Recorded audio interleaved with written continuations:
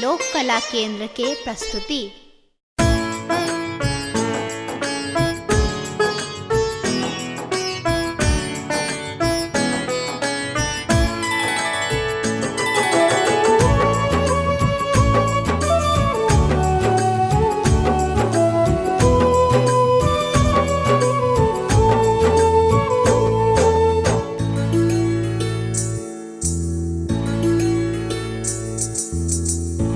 शिव भोला दानी है या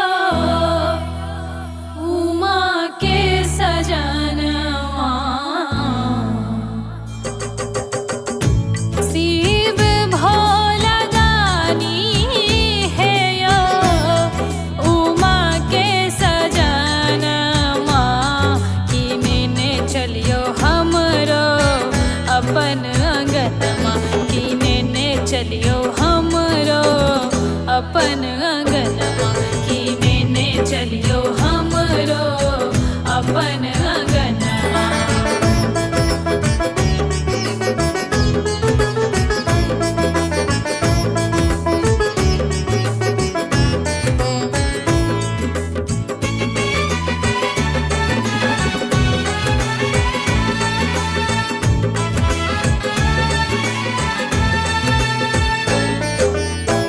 कहबै से टहल बजायब, नित भर हरिया आंगन बहारब।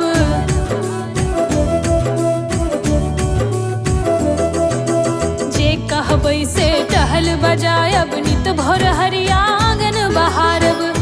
जे कहबै से टहल बजायब, नित भर हरिया आंगन बहारब। लोढ़ी लोढ़ी फूल नित लायब भवानमा। किने चलियो हमरो अपन नगरिया। किने चलियो हमरो अपन नगरिया।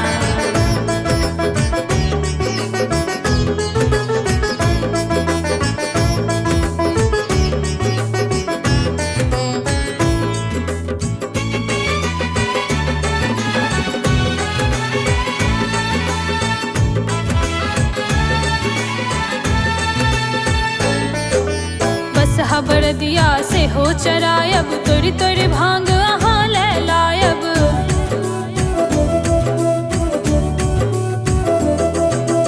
बस खबर दिया से हो चरायब, तोरी तोरी भांग अहाँ ले लायब।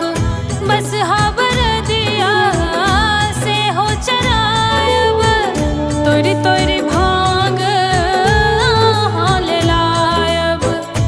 गायब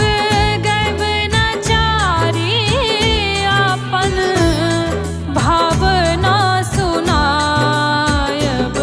किने चलियो हमरो अपन नगरिया। किने चलियो हमरो अपन नगरिया। शिव भोला दानी है या उमा के सजनमा। किने चलियो हमरो अपन नगरिया। किने चलियो